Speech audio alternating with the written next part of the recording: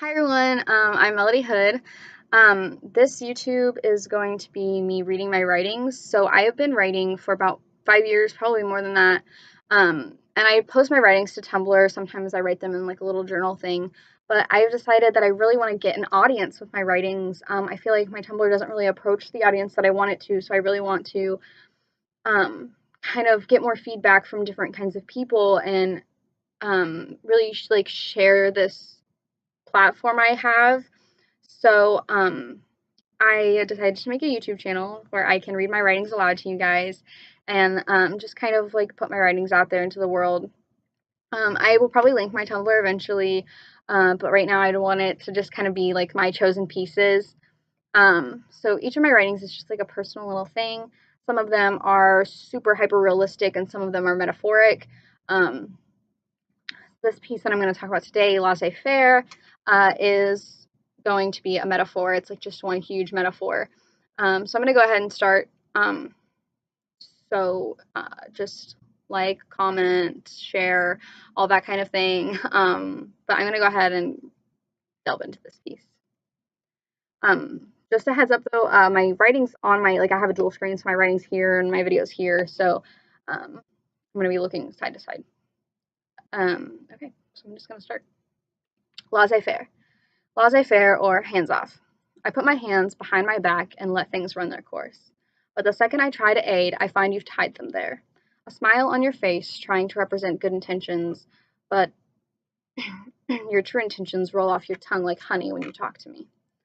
Uncommon and out of place, your words take me to another dimension, a place where my dreams have created a distorted reality. My subconscious mind wants me to have this. So we sit on a bench in the middle of my mind.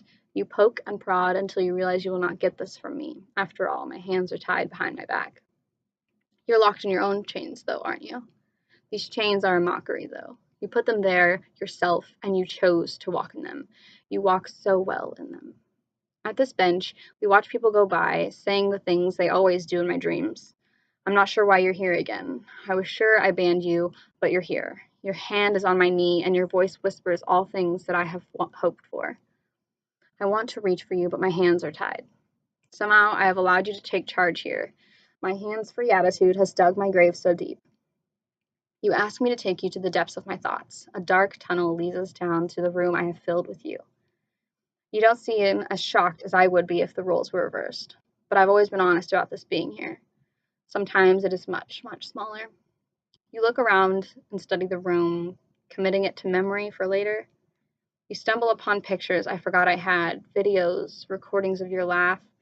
You believe you belong here, but you don't deserve this corner here. Somewhere smaller, somewhere deeper, somewhere unseen. If only you knew I tried that already. I beg you to leave this room.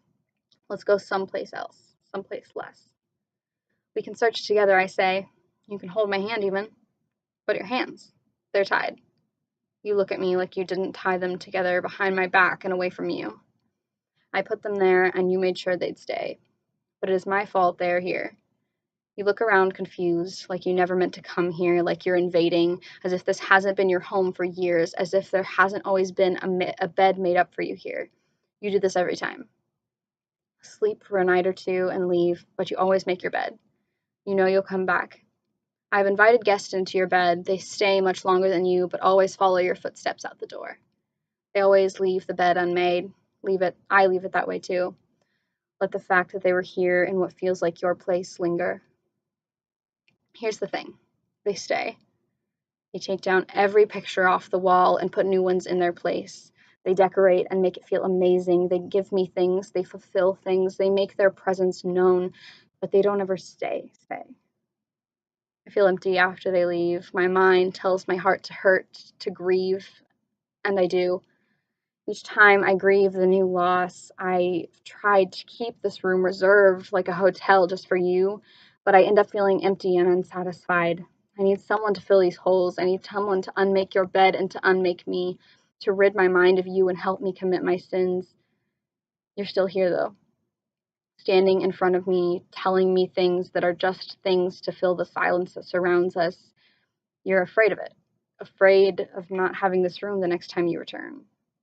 You shouldn't be. You tell me this. You're lost and confused, and my mind is the only safe place from your own. Tell your secrets to these walls that hold them. Tell your sins to the hands that take them away from here. Tell your story to the girl in the corner who has loved you since the 7th grade, and she will always be here for you as a listener. I hope she grows out of that love for you, though I know she never will. She will grow out of her hatred for yogurt and showing her skin, but not you. She will always be here waiting for you, to help you, to lift all the weights off your shoulders, but you know that. You know that because I told you. Mouth full of glass and heart full of sin, I told you.